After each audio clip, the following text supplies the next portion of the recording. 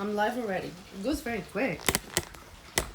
Like it doesn't give me like a notification or something. Hey Mahi, you're live. Or hey, be cautious, you're live. People can see you, people can watch you. No, they are not. I wanted to start with something like very where did I write it down? We're talking today about focus. And I've had this powerful intro to say, oh, Habil, you're here. Hello. 1 second, I have to log into my group on Facebook. So I'll be with both of you. So today's topic is about focus. And they say where your focus goes most, your energy grows most. Do you know what that means? It's super powerful, super powerful. Because once we understand the power of this sentence, where your focus goes most, this is where your attention and energy goes and grows most, you will understand how powerful it is to actually do things and don't do things. And it's like a daily process, daily behavior. We're gonna talk today about some addictions that we're not even aware that we have it. We're gonna talk about some behaviors that we do, habits that prevents us from being where we at. A lot of people complain about so many things such as procrastinating.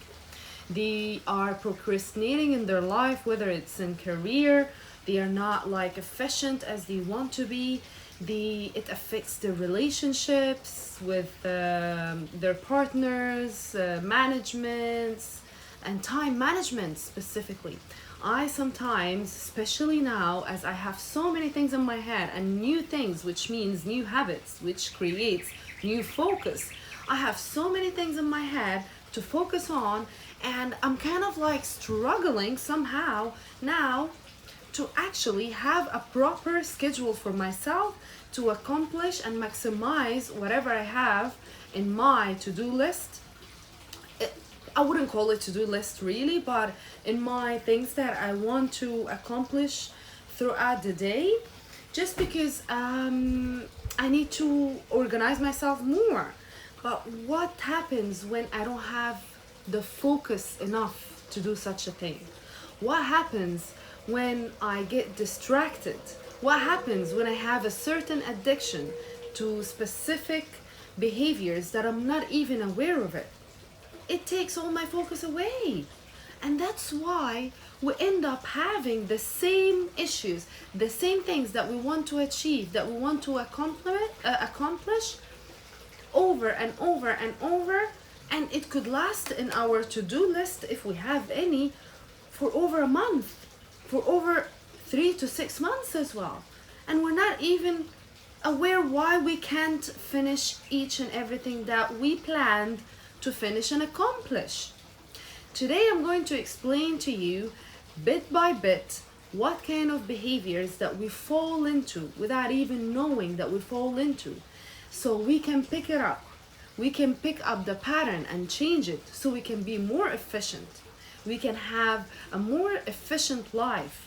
We can accomplish even more things in our to-do list, and we can lead and go where we want. Don't you get some people, like sometimes included me before I even changed my profession and everything? Do you guys have sometimes a side hustle, like something that you are working on or something that you are accomplishing on the side? Do you get that? Do you have this? If you have it and it takes a little bit of focus and you have the other thing, the main thing that you're doing, then you need to recognize what kind of devotion that you want to give more, to which part, to which pattern. Let me start bit by bit. I wrote some notes and I wanted to share it with you. So the first thing that we really need to notice and we really need to be mindful with, I'm just like the topic is so deep and it requires a lot of conversation around it. and requires a lot of thoughts and talks around it. It requires behaviors and requires a lot of how do you call it, like efficiency and to do. Like we have to act upon it instantly. So let's say when you're interested in something, it has been said, when you're interested in something, you get comfortable. You get comfortable and you do what is easy for you to be done, what is comfortable for you to be done, the minimum for you to be done. But when you're committed, you do everything it takes to accomplish this specific task, to reach where you want. You do whatever it takes to achieve this result in your life, isn't it? Or does it make sense? Let's say I want to give you a task, or I tell you, okay, if you read this book, for instance, okay, and you remember each and every single topic around this book, and I want you to come in front of big audience, and I want you to discuss this book with them, and by the end of this like workshop or this speech, I will give you a $1 million. What would you do? And I will tell you that you have time frame. You've got 3 months or 6 months to accomplish this. So 3 to 6 months, let's say, to accomplish this specific task that I give you, and you will receive, once you accomplish that, you have well aware of what the book is talking about, you know every single fact supporting each and every single topic, you talk about it from the bottom of your heart, you know it, it's like a script. You are reading this script to go for an audition to be a Hollywood star in one of the roles that they are thinking or planning for one of the movies. What would you do? And you have this specific prize. I promise you, if you've got this offer, you would say yes instantly, and you will do whatever it takes for you to accomplish this task, right? But what if I tell you that you can and you must do this for yourself to accomplish this amazing result in your life, or this specific outcome and prize, which is achieving and creating new habit in your life that creates and serves you better. It creates and helps you to reach where you want. It helps you to achieve whatever you want once you create this new behavior and get rid of the old one. And that's the prize, that's the result that you take. And habits could be created only by repetition, because this is how our brain works, by repetition. So let's see. The first thing that I would say you need to do in order for you to focus on your daily behavior, in your daily tasks that you want to accomplish, is number 1, the most important thing: avoid distractions. Avoid distractions from each and every type of distraction, especially the electronic one, the phone. What do you guys do once you wake up?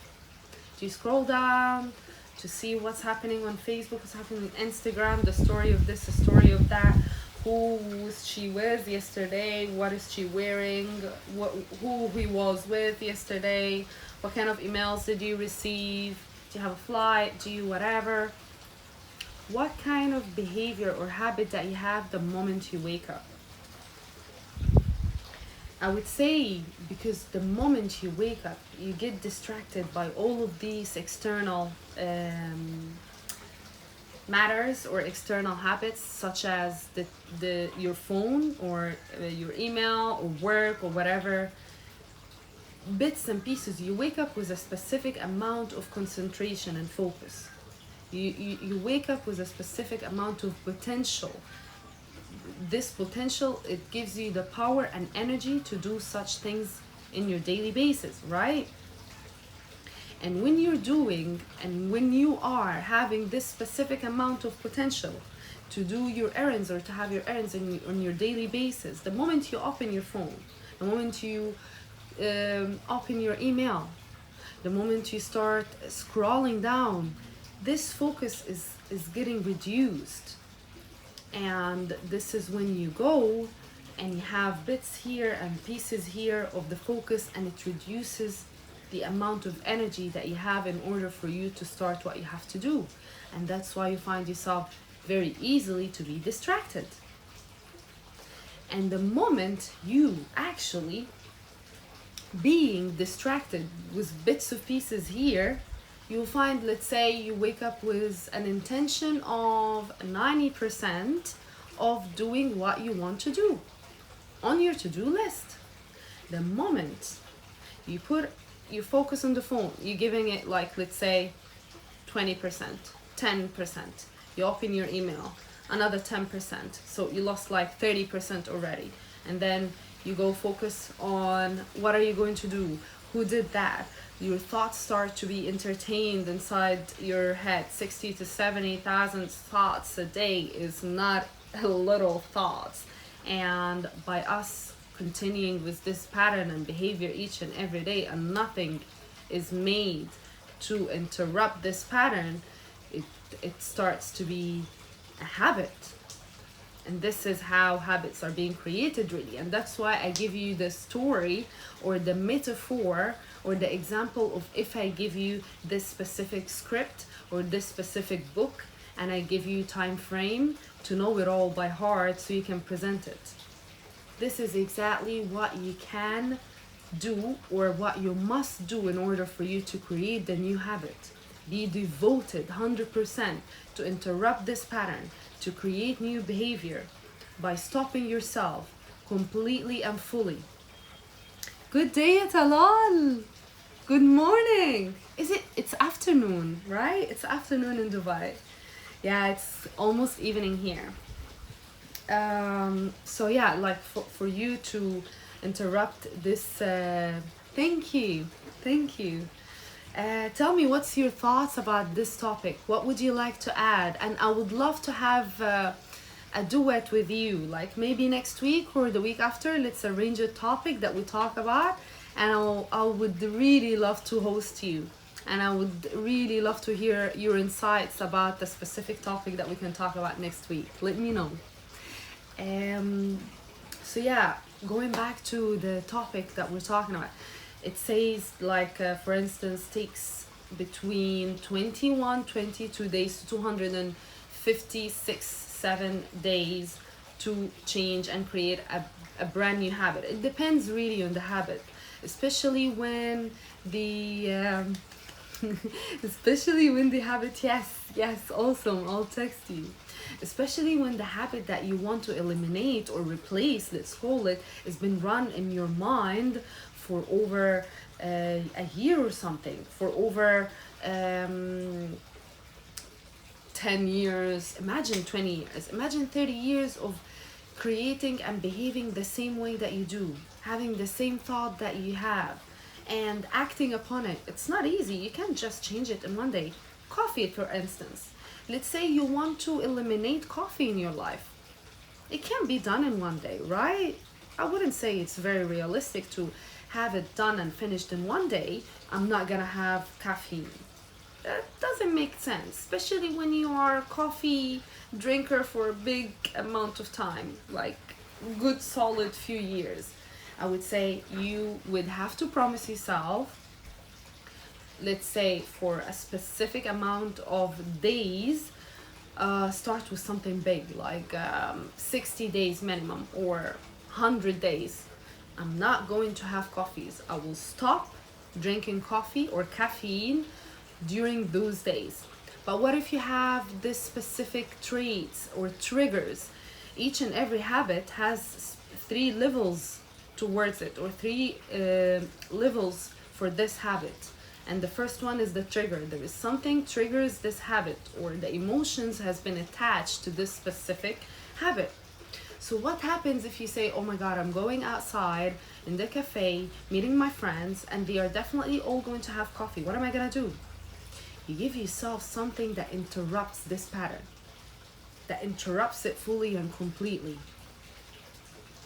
It's all about focus. What you focus on grows. So make sure you focus on what you want instead of what you don't want. Of course, absolutely, 100%. Focus on what you want instead of what you don't want. So what you want is eliminating caffeine in that topic or in that context. That you want to eliminate caffeine, right? So when you want to eliminate caffeine, you would sometimes, when it's extreme cases like alcohol or drugs, you would just prevent yourself from going in such places to not to have these specific and strong triggers. I wouldn't say that you would just avoid going to the cafe and socialize with your friends because of coffee, you know what I mean?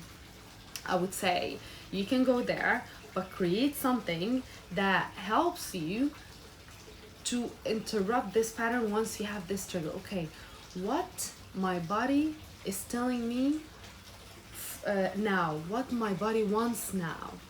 It wants specific emotion or feeling or this trigger from this caffeine. So I'll stop it and I'll be willing and devoted 100%. Remember the prize? The prize is super big. So I will stop for 5 minutes. I will devote myself 5 minutes to focus on something else, to do something else, to create something else.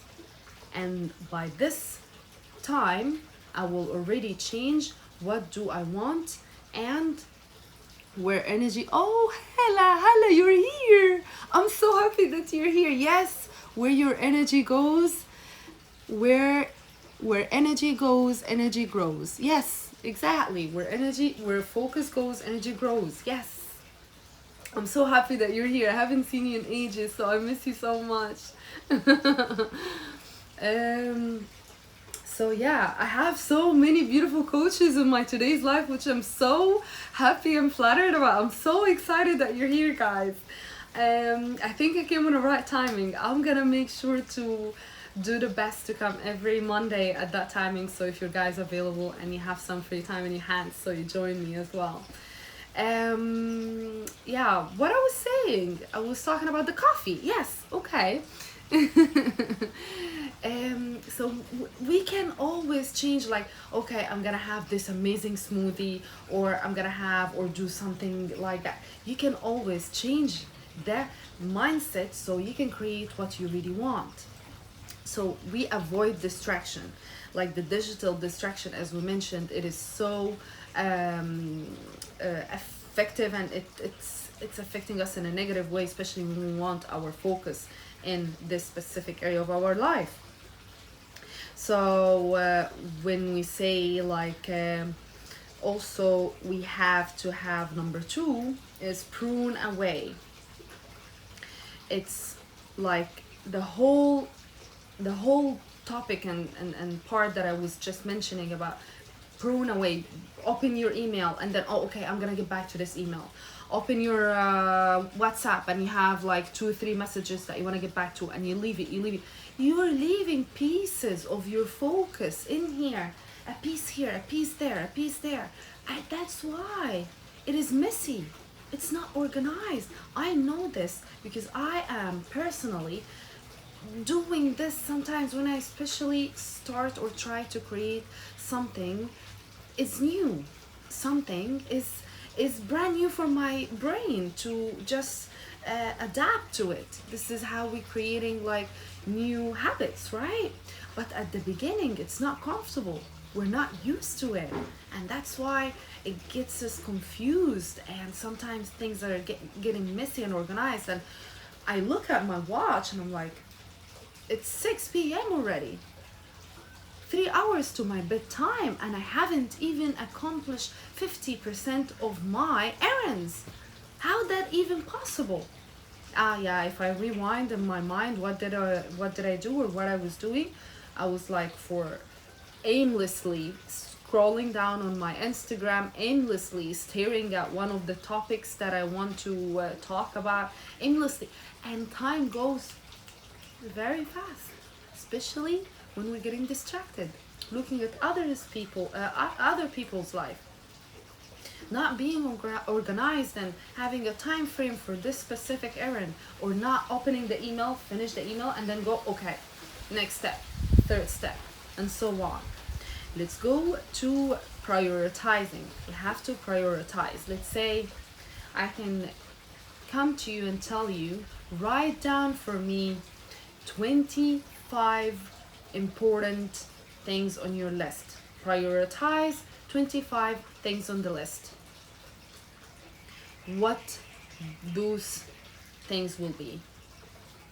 And then after you write down those 25 prioritize in your list, or those tasks on your list, I want you to eliminate 25 and keep 5. Keep the most important 5. And once you have those most important 5 on your list, and you have eliminated those 25 already, know for sure that what you have just eliminated, you didn't arrange it properly before, and you've been doing it, overriding your own prioritize 5, top 5, and number 6 was absolutely unnecessary, but you prioritize it over number 1 or 2 or 3 or 4 or even 5. And that is why you couldn't finish, or you couldn't accomplish what's the most important thing for you, because your focus is going away to something is less important. So this is when you actually elicit what is the most important thing for you and what you want to prioritize more. D, tilt the camera sideways. Why is that? Am I not being visible enough? Again, number 3, super important thing. Super important. Set standards. Set standards. Set proper new standards that serves you and serves your purpose and serves your priority list. How? How would you set standards? Let's say now you're writing a piece of information that is very important, and you're focused on a specific video, like you're watching my live now, and you see that the topic is interesting and you're interested in the topic, so you're writing something, and then your phone rings and it's a friend of yours, or it's someone that yes, you are visible but you are not horizontal, you are vertical. Oh, okay. But that's the thing, is I usually, after the live, I save the video and I post it on my YouTube, and like, if you can just tilt your phone, you can see me horizontal, you know what I mean?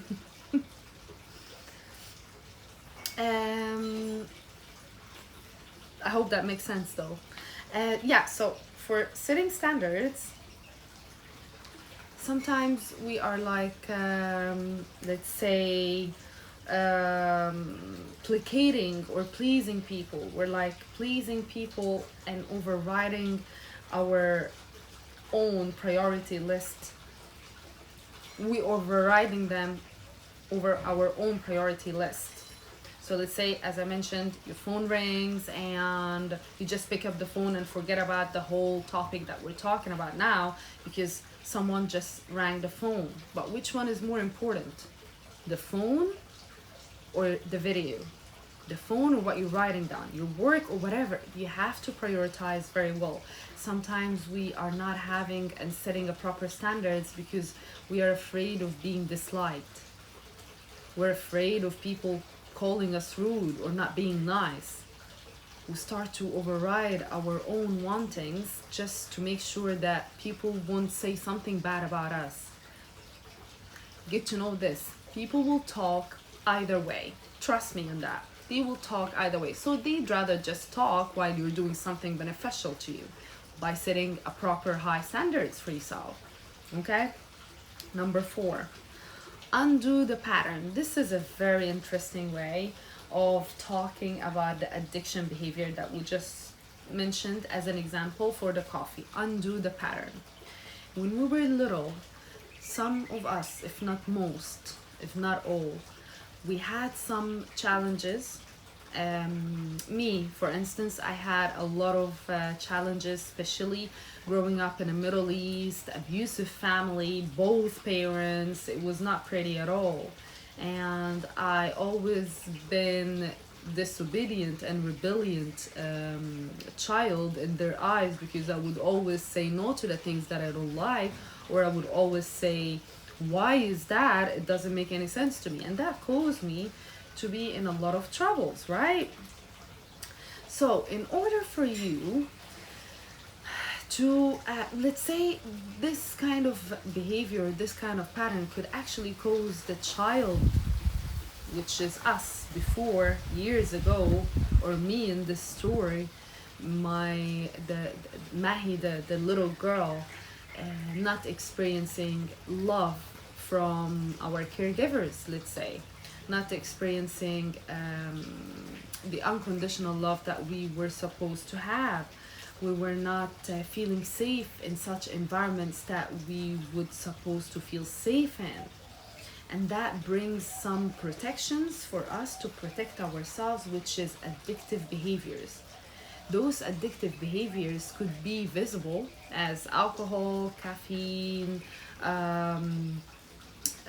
drugs, and so on. And some of them are not that visible, such as gossiping, such as toxic relationships, that we want this toxic relationship all the time, that we want all of this all over again.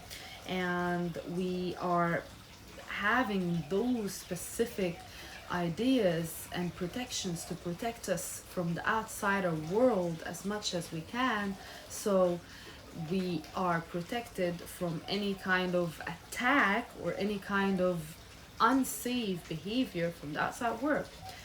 Bear in mind that those behaviors or those habits or addictions been there to protect us, and it was protecting us from certain unsafe environment that we were not ready to face. But now it is time to let it go, because now we know better. Now we are aware, and now we can look to our young selves and say, you are safe. It is okay to let go of this pattern. And this is how you let go of this specific behavior or this specific addiction. Once you acknowledge it, you acknowledge your young self, you acknowledge it and you accept it, and you just tell it you are safe. And just give yourself one molecule of moment, a specific second, just little second. Once you see yourself in this specific act, like binge eating, chocolate addict, coffee addict, alcohol, drugs, especially alcohol nowadays is quite intense, and it increased because of the lockdowns and all of this chaos happening around the world. People started to eat, drink, consume so many things that distract them from whatever they wanted to face. But just notice, once you're in that specific act, you're in that specific moment, notice the pattern, and for a second ask yourself and ask your young self, what does it need to feel at this right moment?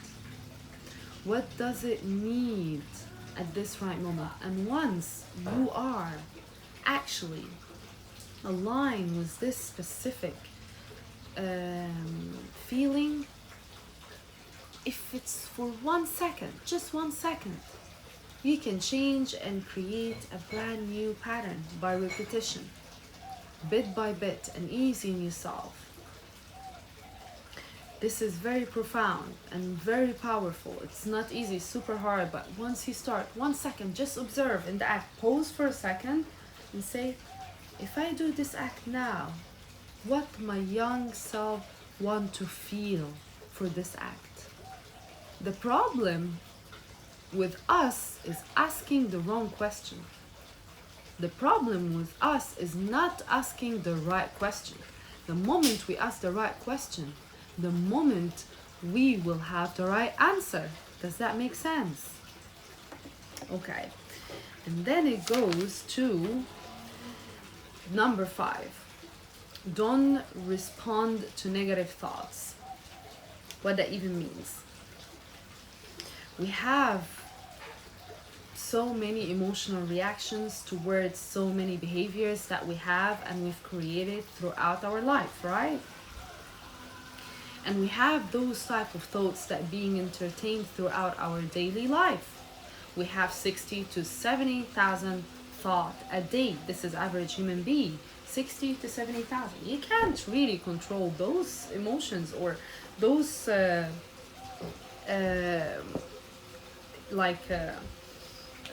thoughts coming to our mind, but the problem is the emotions attached to this specific thought.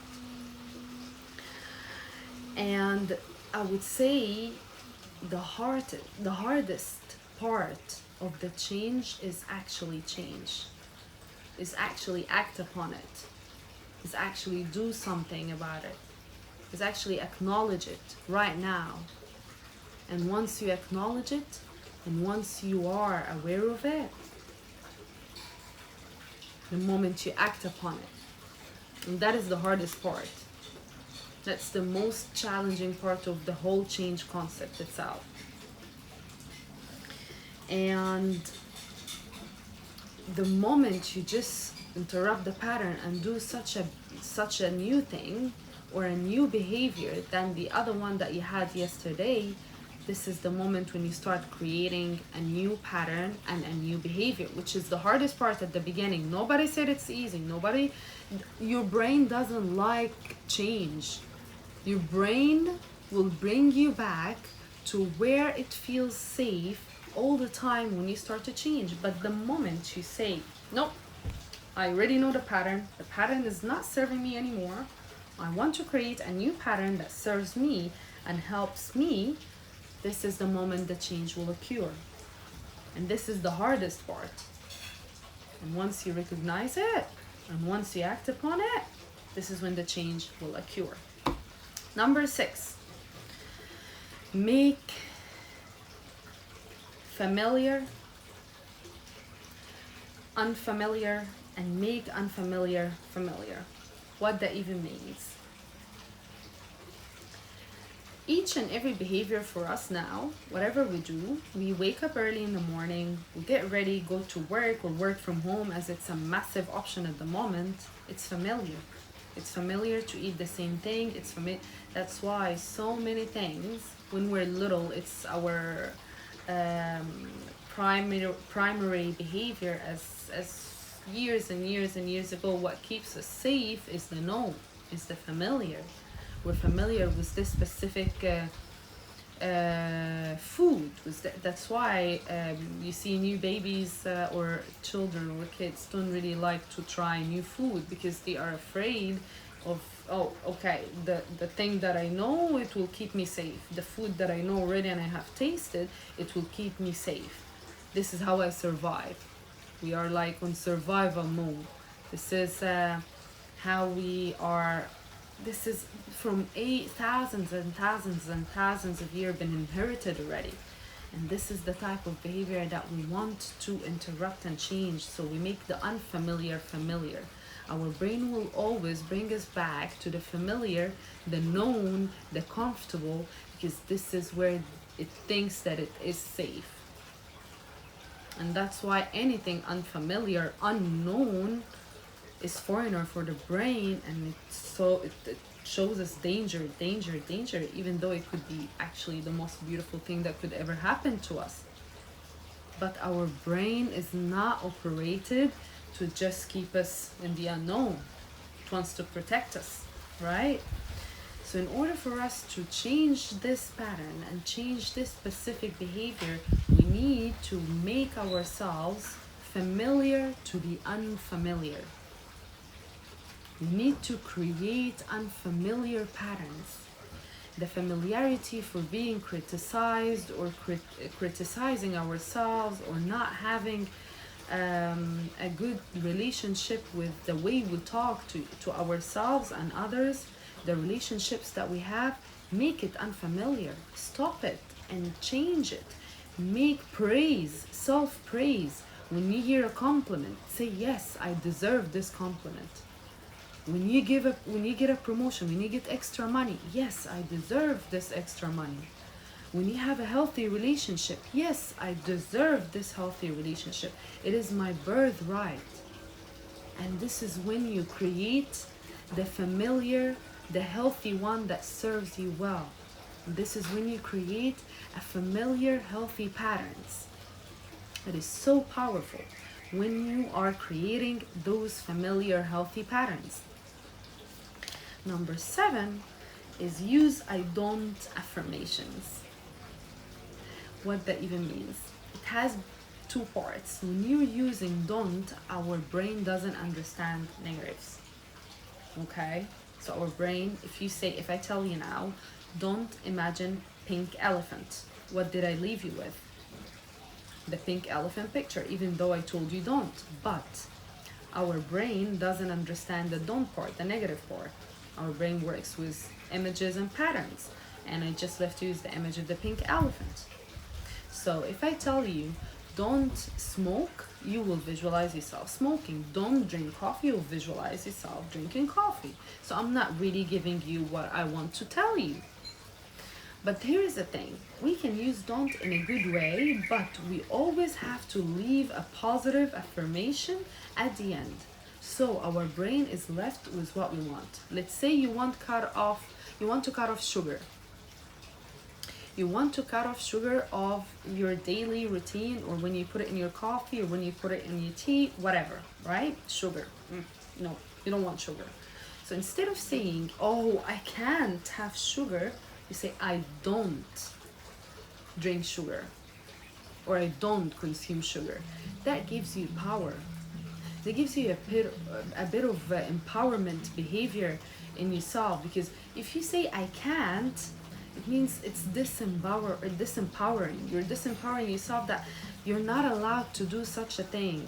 Your parents, for instance, or your mom just told you, no, you're not allowed to have it. Oh, I can't have it. You're disempowering yourself. But the moment you say, I don't, you're empowering. You're responsible for your behavior. I don't drink sugar. I have my coffee sugar-free. I have my water sugar-free.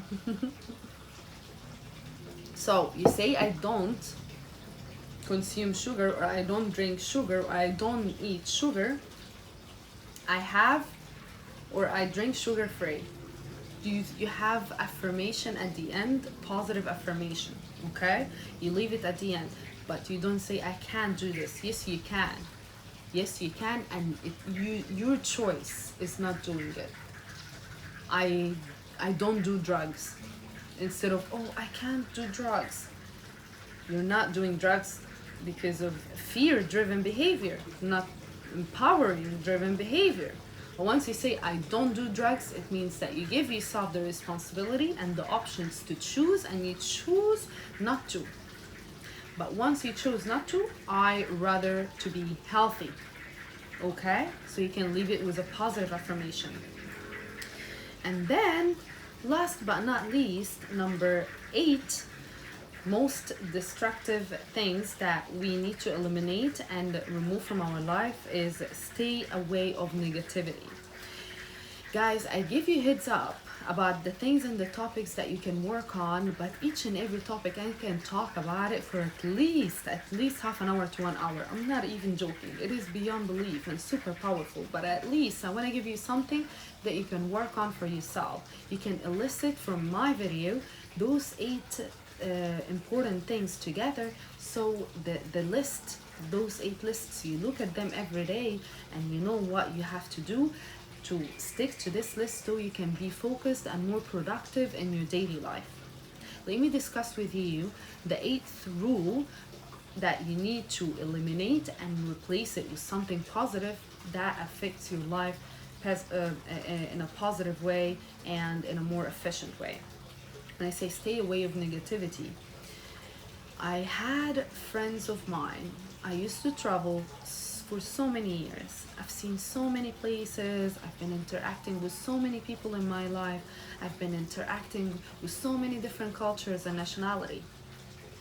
And when I go back home, I miss home. I want to be with my friends and family. And when I start to connect with them, there was nothing there. There was no single conversation between me and them. Bear in mind, they were at least 10 years older than me, so they are even more mature if we are calculating it with the age measurement. People are at my age. People are even younger. And it's the same challenge and struggle that I used to have. I talk to them, I tell them life is beautiful, life is so hard. Places are amazing, places is horrible. People are so interesting, people are envying everyone. And I'm like, where is this coming from? Why my point of view or the way I see people is completely different from the way they see it? Why I can't really resonate much with them anymore? Why they have this mentality? Is it because they are not traveling the world and seeing the seas like what I do? Or it's just the mindset, they've been hardwired so much that they believe there is nothing outside of it. And every time I say, oh my God, there are so many beautiful couples together, they love each other, oh, people are getting divorced. I'm like, newborn, oh, there's so much death. And I'm like, can you just stop? What is happening? What am I seeing here? I can't have an intellectual positive conversation. So I say something positive and I see 10 replies that they are negative, that supports their own belief and against mine. And I find myself lost in there. I'm like, I can't do this anymore. No matter how much I love them and I wish them happiness, but my health is first. They usually say in the emergency video in the aircraft, in case of an emergency, landing or ditching or whatever, in case of an emergency, the oxygen mask will drop. Put on your oxygen mask first and then help others. So if I continue trying to help them see the beauty and the bright side of the world, I will not have enough energy to recharge for myself. And who am I fooling? If they are not seeing them for themselves, I won't be able to open their eyes and make them see it. So the best thing for me to do it is just step back, avoid this conversation and avoid those people. This is when we set standards, and this is when we create different behaviors, and all those points that I mentioned before connect and align together in order for you to be more focused on what you want and more in this direction, and no other distractions that keeps you away from your mission and passion. I am so blessed and happy to have you all here tonight. I brought this topic because it is very important to me before even being important to you, as it resonates with me so much. I have so many exciting things that coming very soon this week and the week after. I'm going to announce it. There are so many beautiful new things are coming my way, and in order for me to be as efficient and finish them or bring them to life or be more efficient and productive in my life, I had to remind myself with those rules, which I'm reminding it and sharing it with you, which supports and helps me to remind it as well. I hope that added something into your beautiful day or in your daily routine. I hope that you can take something from this video, that you can actually apply it on your life so you can reach where you want. Reach out to me, DM me, and tell me you want more. DM me help, DM me how, DM me any of these words so I can actually share with you a beautiful, insightful ideas that can serve you well. Watch my Instagram and follow my Instagram, whoever is on Facebook here. I have daily content. I come live as well in there.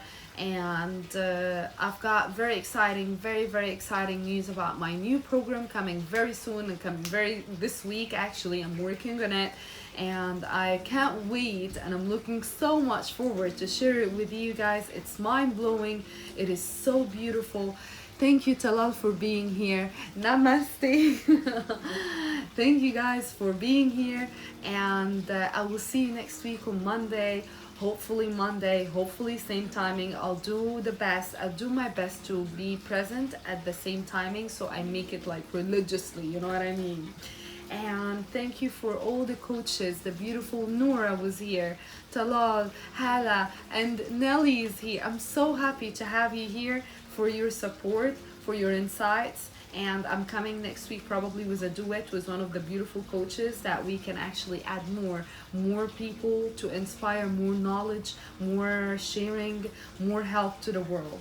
I love you so much. Take a very good care of yourself. Whoever missed this video, watch it full on YouTube, and on my Facebook as well. I'll be sharing it hopefully soon, but it's just in order for me with the topics and the other ones.